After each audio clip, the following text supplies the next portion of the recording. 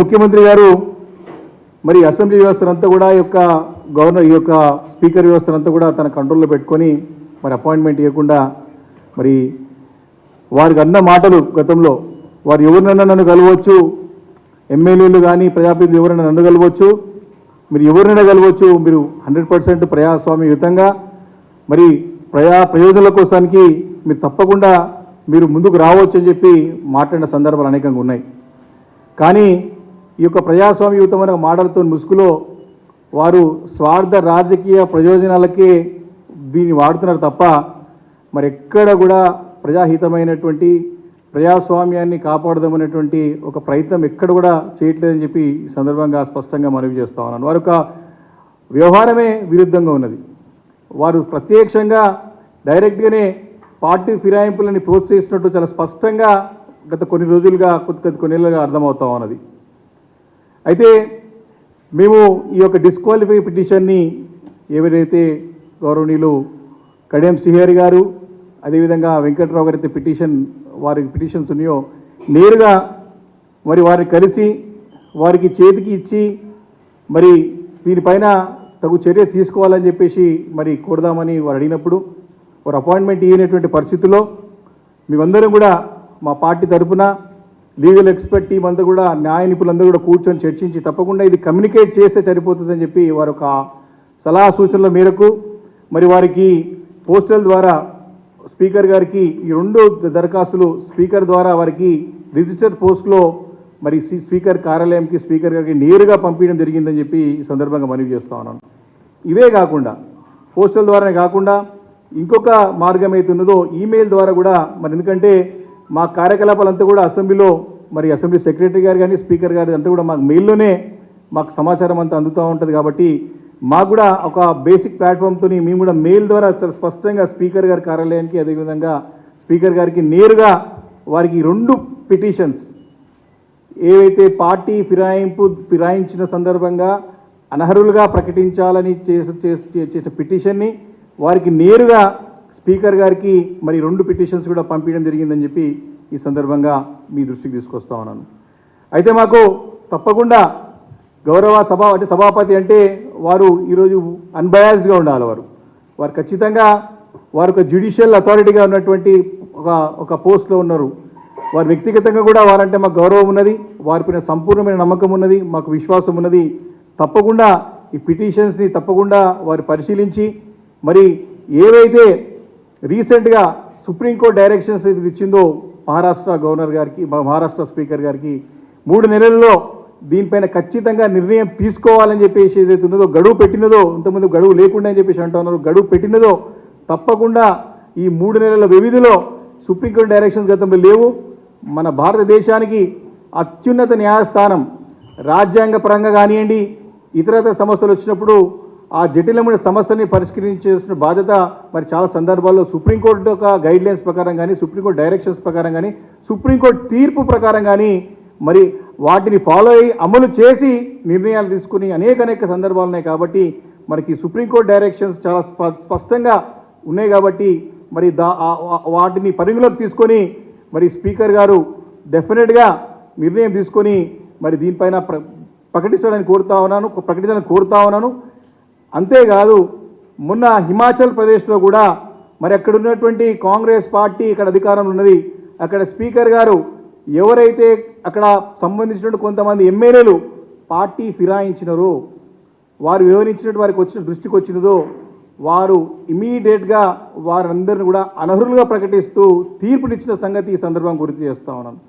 తప్పకుండా మనకు ఉన్నటువంటి సభాపతి గారు గౌరవ స్పీకర్ గారు హిమాచల్ ప్రదేశ్ ఒక స్పీకర్ని ఆదర్శవంతంగా తీసుకొని మీ కాంగ్రెస్ పార్టీకి సంబంధించినటువంటి మరి మీ యొక్క పార్టీకి సంబంధించినటువంటి గవర్నమెంట్ అక్కడ ఉంది కాబట్టి డెఫినెట్గా వారి గైడ్లైన్స్లో తీసుకుంటారని చెప్పేసి కూడా ఈ సందర్భంగా నేను ఆశిస్తూ ఉన్నాను. ఇప్పటికే దీనిపైన మా పార్టీ అన్ని రకాలుగా అన్ని విధాలుగా అనేక వేదికలపైన అనేక సంస్థల ద్వారా ఏ రకంగానైతే ఆ రకంగా పోరాటం చేయడానికి మా బీఆర్ఎస్ పార్టీ అంతా కూడా సిద్ధంగా ఉందని చెప్పేసి సందర్భం మనవి చేస్తా ఉన్నాను. అవసరమైతే మరి పోరాటం అంటే ఏ విధమైన పోరాటం చేయడానికి కూడా సిద్ధంగా ఉన్నాం. తప్పకుండా ఏవైతే అనర్హులు ఎందుకంటే క్లియర్గా స్పష్టంగా వారిని అనర్హులుగా ప్రకటించాలి. పార్టీ ఫిరాయిస్తే మరి సస్పెండ్ చేయడమే దానికి మార్గం, వేరే లేదు. ఇంకా వారిని డిస్క్వాలిఫై చేయడమే ఒకటే మార్గం. కాబట్టి వారిని డిస్క్వాలిఫై చేయాల్సిందిగా మరి డిస్క్వాలిఫై చేసే బాధ్యత మరి స్పీకర్ గారు ఉంది కాబట్టి అది చేస్తారని ఆశిస్తూ ఉన్నాం. కాకపోతే దీన్ని రాజకీయ రంగు చూసే ప్రయత్నం చేస్తే మాత్రం బీఆర్ఎస్ పార్టీ ఖచ్చితంగా పోరాటం చేయడానికి సిద్ధంగా ఉన్నది. అవసరమైతే అన్ని విధాలైనటువంటి ధర్నాలు కానివ్వండి, మరి అసెంబ్లీ ముందు కూర్చొని దీక్షలు కానీ, నిరాహార దీక్షలు కానివ్వండి, ఏ రకమైన పోరాటాలు కానీ అవసరం అనుకుంటే ఎవరైతే పార్టీ ఫిరాయించినటువంటి శాసనసభ్యులు ఇంటి దగ్గర ధర్నాలు కానివ్వండి, అక్కడ కూడా తప్పకుండా చేస్తాం. ఎక్కడ కూడా బీఆర్ఎస్ పార్టీ వెనుక పోదు అని చెప్పి ఈ సందర్భంగా మనవి చేస్తున్న స్పష్టం చేస్తా ఉన్నాను. ఒకనొక సందర్భంలో మనం చూసినాం, మనకి అప్పుడున్నటువంటి పిసిసి అధ్యక్షుడు ఇప్పటి ముఖ్యమంత్రి రేవంత్ రెడ్డి గారు పార్టీ ఫిరాయించిన వారి గురించి ఏం చెప్పినారో వారి మాటల ద్వారా విందాం. దీని ద్వారానైనా మరి పార్టీ ఫిరాయించినట్టు ఎమ్మెల్యేకి జ్ఞానోదయం అవుతుందేమని చెప్పేసి ఈ సందర్భంగా ఆశిస్తా ఉన్నాను. వారి మాటలు వారి యొక్క వీడియో ద్వారానే, వారి యొక్క ఆడియో వీడియో ద్వారా విందాం.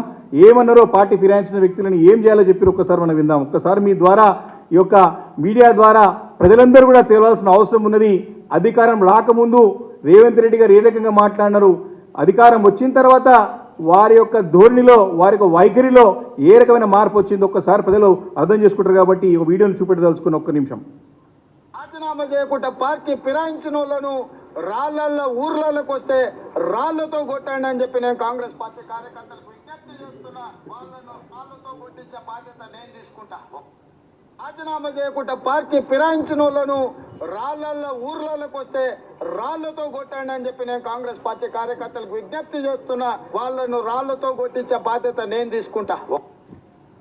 అంటే రాళ్లతో కొట్టి పార్టీలు గెలిచి ఫిరాయించిన వాళ్ళని రాళ్లతో కొట్టాలి, ఊర్లకి వస్తాయని చెప్పేసి వారు పిలుపునిచ్చినారు. ఆ బాధ్యత కూడా తనే తీసుకుంటా అని చెప్పినారు. అయితే ఈ ప్రశ్న అనేక సందర్భాల్లో ఉత్పన్నమవుతూ ఉంది. చాలామంది మేధావి వర్గం కానివ్వండి, చాలామంది పత్రికల ద్వారా కానివ్వండి, రాళ్లతో కొట్టాల్సింది పార్టీ ఫిరాయించినటువంటి ఎమ్మెల్యేలనా లేకే పార్టీని ఫిరాయింపులు చేస్తున్నట్టు ప్రోత్సహిస్తున్నటువంటి ముఖ్యమంత్రి గారినా? దీనికి సమాధానం చెప్పాల్సినటువంటి సమయం ఆసన్నమైంది. దీన్ని సమాధానం కోసం ప్రజలు వెయిట్ చేస్తూ ఉన్నారు. వారన్న మాటలే, వారు ప్రత్యక్షంగా వారే అన్నారు. వారు ఇంత పెద్ద మాట తప్పి ఈరోజు మళ్ళీ అప్రజాస్వామిక పద్ధతిలో ఇవన్నీ కూడా ప్రోత్సహిస్తూ మరి ముందుకు వెళ్తున్న సంగతి గుర్తు చేస్తూ ఉన్నాను. కాబట్టి డెఫినెట్గా దీనిపైన ప్రజలు సమాధానం వెయిట్ చేస్తూ ఉన్నారు. మేము మా పార్టీ తరఫున పోరాటం చేయడానికి సిద్ధంగా ఉన్నాం. అంతేకాదు, ఇంత స్థాయికి దిగిపోయింది కాంగ్రెస్ పార్టీ అంటే మొన్న 6వ తారీఖున, ఏప్రిల్ 6వ తారీఖున తుక్కుగూడ సభలో మరి అక్కడ జాతీయ స్థాయిలో కాంగ్రెస్ పార్టీ యొక్క మేనిఫెస్టో వారు రిలీజ్ చేసినారు. ఆ మేనిఫెస్టోలో చాలా స్పష్టంగా మరి రాహుల్ గాంధీ గారు రిలీజ్ చేసిన మేనిఫెస్టోలోనే వారు ఏమంటారంటే 10th షెడ్యూల్లో ఉన్నటువంటి మరి ఆ అంశాన్ని మరి అమెండ్మెంట్ చేసి మరి రాజ్యాంగంలో ఉన్నటువంటి ఒక 10th షెడ్యూల్లో ఈ యొక్క డిస్క్వాలిఫికేషన్ సంబంధించిన అంశం ఏది ఉన్నదో దాన్ని అమెండ్మెంట్ చేసి మరి ఏదైతే పార్టీ ఫిరాయించేటువంటి ఎమ్మెల్యేలు ఎంపీలను తక్షణము అనర్హులుగా ప్రకటించేటువంటి ఒక ప్రక్రియని చట్ట రూపంలో తీసుకొచ్చి ఎవరు రాజీనామా చేయకుండా పార్టీలు మారుతారో ఫిరాయింపు చేస్తారో వారికి వర్తింపజేసే విధంగా మేము చేస్తామని చెప్పినారు. అంటే 10th షెడ్యూల్ని అమెండ్మెంట్ చేసి పార్టీ ఫిరాయించేటువంటి ఎమ్మెల్యే ఎంపీలని ఇమీడియట్గా మేము డిస్క్వాలిఫై చేస్తామని చెప్పేసి ఆ వేదిక పైన వారు ఒక మేనిఫెస్టో రిలీజ్ చేసినారు. ఆ వేదిక పైన ఎంత ఆశ్చర్యకరమైనటువంటి విషయం ఏంటంటే ఆ వేదిక పైనే పార్టీ ఫిరాయించిన 3 ఎమ్మెల్యేలు కూర్చున్నారు. అక్కడ నాగేంద్ర గారు ఎక్కడ ఉన్నారు, కడియం సిఆర్ గారు, ఇటు వెంకట్రావు గారు. అయితే ఆ చదువుతామంటే స్పీచ్ ఇస్తే ఫ్రేమ్లో ఉన్నాడు వెంకట్రావు గారు. అయితే ఆ మీటింగ్ అంతా చర్చలో కానీ రాహుల్ గాంధీ మాట వినలేరు, అక్కడ ముఖ్యమంత్రి మాట వినలేదు. అందరూ కూడా అక్కడ వెంకట్రావు గురించి డిస్కస్ చేసుకుంటా ఉన్నారు. అంటే వారి మేనిఫెస్టో అంటే వారి కాంట్రడిక్ట్ అవుతా ఉన్నారు. ఈ రకంగా అంటే జాతీయ స్థాయి నాయకత్వం కూడా దిగజారే విధంగా మరి ఇప్పుడున్న రాష్ట్ర నాయకత్వం వారిని పక్కదారి పట్టిస్తూ జాతీయ స్థాయిలో కాంగ్రెస్ పార్టీని బలహీనం చేస్తూ అపహాసం చేస్తూ విలువ లేకుండా చేస్తున్నది మరి ఇక్కడ రాష్ట్ర కాంగ్రెస్ పార్టీ అని చెప్పి సందర్భంగా మనం చేస్తూ ఉన్నాం. ఈరోజు ఈ రకంగా కాంగ్రెస్ పార్టీ వారన్న మాటకి వారే విరుద్ధంగా వివరిస్తూ ఉన్న సంగతి నేను గుర్తు చేస్తూ ఉన్నాను. అందుకే ఒక విషయంలో చెప్పాలంటే కాంగ్రెస్ పార్టీ ప్రవచనాలు ఒక విధంగా ఉంటే ఆచరణలు ఇంకో విధంగా ఉంటాయి. ప్రవచనాలు బాగా చెప్తారు, నీతులు బాగా చెప్తారు, కానీ చేసేది మాత్రం దానికి విరుద్ధంగా చేస్తారు. అక్కడ రాహుల్ గాంధీ నీతులు చెప్పిపోతా ఉంటే ఇక్కడ మన ముఖ్యమంత్రి రేవంత్ రెడ్డి గారు గోతులు తవ్వుతూ ఉన్నారు. ఇది స్పష్టంగా అర్థమవుతా ఉన్నది. ఈ విషయమే కాదు, నరేంద్ర మోడీ గారి బడేబాయి విషయం కాడికి వెళ్ళి తీసుకుంటే, అదానీ విషయం కాడికి వెళ్ళి తీసుకుంటే, గుజరాత్ మోడల్కి వెళ్ళి తీసుకుంటే, ఈరోజు పార్టీ ఫిరాయింపుల విషయం వరకు అనేక అంశాల పట్ల వారు పైన నీతులు చెప్తూ ఉంటారు, వీరు ఇక్కడ గోతులు తవ్వుతూ ఉంటారు. ఈరోజు ప్రజలు ఆలోచన చేయాలి ఈ విషయం పైన. ఏం జరుగుతుంది ఇక్కడ రాష్ట్రంలో? కాంగ్రెస్ పార్టీ పేరు చెప్పుకొని అధికారంలో వచ్చినటువంటి వ్యక్తులు ఏం చేస్తున్నారు రాష్ట్రం ఇక్కడ ఇటువైపు తీసుకుపోతున్న ఒకసారి ఆలోచన చేయాలి. అందుకే ఈరోజు కాంగ్రెస్ పార్టీకి జాతీయ స్థాయిలో కానివ్వండి ఎక్కడ కూడా విశ్వసనీయత లేదు. వారు ఉనికి కోల్పోయినారు. ఈరోజు సరాసరి వారి యొక్క వ్యవహార శైలి ఎట్లయిపోయిందంటే కాంగ్రెస్ పార్టీది ఒక వ్యవస్థ గల్లీ నుంచి ఢిల్లీ వరకు ఏ రకంగా ఉందంటే కన్ఫ్యూజన్ ఉన్నారు. కాంగ్రెస్ పార్టీ అంటే ఒక కన్ఫ్యూజన్ పార్టీ, కాంగ్రెస్ పార్టీ అంటే ఒక కాంట్రడిక్టరీ పార్టీ, కాంగ్రెస్ పార్టీ అంటే ఒక కరప్షన్ పార్టీ. కాబట్టి ఈ మూడు సీలు కాంగ్రెస్ అనేది ఈరోజు కన్ఫ్యూజన్లో ఉన్నది, కాంట్రడిక్షన్లో ఉన్నది, అదేవిధంగా కరప్షన్ చేస్తూ ఉన్నది, స్పష్టంగా అర్థమవుతున్నది. ఈ రకంగా కాంగ్రెస్ పార్టీ యొక్క వ్యవహార శైలి స్పష్టంగా అర్థమవుతుందని చెప్పి ఈ సందర్భంగా మనవి చేస్తూ ఉన్నాను. కాబట్టి దేశవ్యాప్తంగా కానివ్వండి ఈరోజు కాంగ్రెస్ పార్టీ అయోమయ పరిస్థితుల్లో ఉన్నది. చాలా ఇబ్బందులు, చాలా పరిశాలలో ఉన్నారు అంతా కూడా. వారి యొక్క ప్రభుత్వాలు ఎక్కడ ఉన్నా కూడా స్థిరంగా లేవు. వారి ప్రభుత్వాలు ఎక్కడ కూడా స్థిరంగా లేవు. వారి ప్రభుత్వాలు దేశంలో మూడే రాష్ట్రాల్లో ఉన్నాయి. ఇప్పుడు హిమాచల్ ప్రదేశ్లో కునా ఊపిరి మీద ఉన్నది. ఈరోజు కర్ణాటకలో ముఖ్యమంత్రి ఉప ముఖ్యమంత్రి మధ్యలో గొడవలు నడుస్తూ ఉన్నది. ఆ ప్రభుత్వం ఎప్పుడో నిలుస్తుందో తెలియదు. తెలంగాణ రాష్ట్రంలో అసలు ఆశ్చర్యం, మేమైతే వాళ్ళ అధికారంలో కోరుకుంటున్నాం, మాకు ఏం తొందర లేదు, వాళ్ళు ఎన్నో హామీలు ఇచ్చారు, హామీలు నెరవేరారు, ప్రజలకు బాగా కావాలని కోరుకుంటున్నాం. కానీ వారి కాంగ్రెస్ పార్టీ పైన, వారి ఎమ్మెల్యేల పైన వారికి నమ్మకం లేక పార్టీ ఫిరాయింపులకు ప్రోత్సహిస్తూ ఉన్నది ఇక్కడ ఉన్నటువంటి రాష్ట్ర ప్రభుత్వం, రాష్ట్ర ముఖ్యమంత్రి ఉన్నటువంటి రేవంత్ రెడ్డి గారు. కాబట్టి ఈ ఫిరాయింపులు ఎందుకు? వారి పార్టీ ఎమ్మెల్యేల పైన వారికి వాళ్ళే భయపడిపోతూ ఉన్నారు, వారికి వారే మాట్లాడుతూ ఉన్నారు. ఆశ్చర్యం కలుగుతూ ఉంది.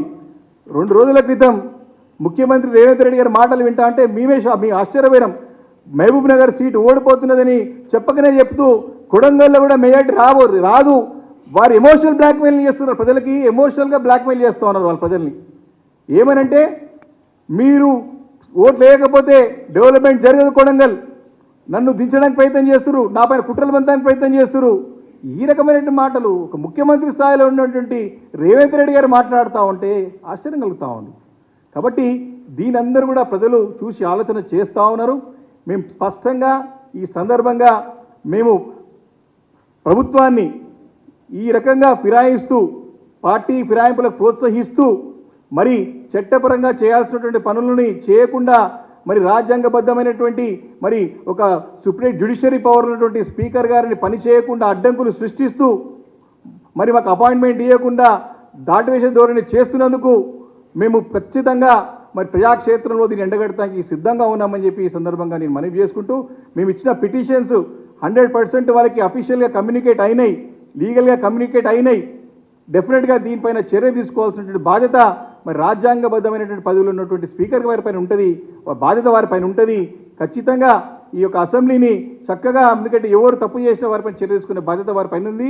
వారికి సర్వ హక్కులున్నాయి, సర్వ శక్తులున్నాయి. కాబట్టి తప్పకుండా వారు చేయాలని చెప్పేసి కూడా మేము ప్రార్థిస్తూ, మరి ఈ రకమైనటువంటి ఫిరాయింపులని ప్రోత్సహించే ధోరణి కూడా బంద్ చేసుకుంటే బాగుంటుందని చెప్పేసి కూడా నేను ముఖ్యమంత్రి గారిని హెచ్చరిస్తున్నాను.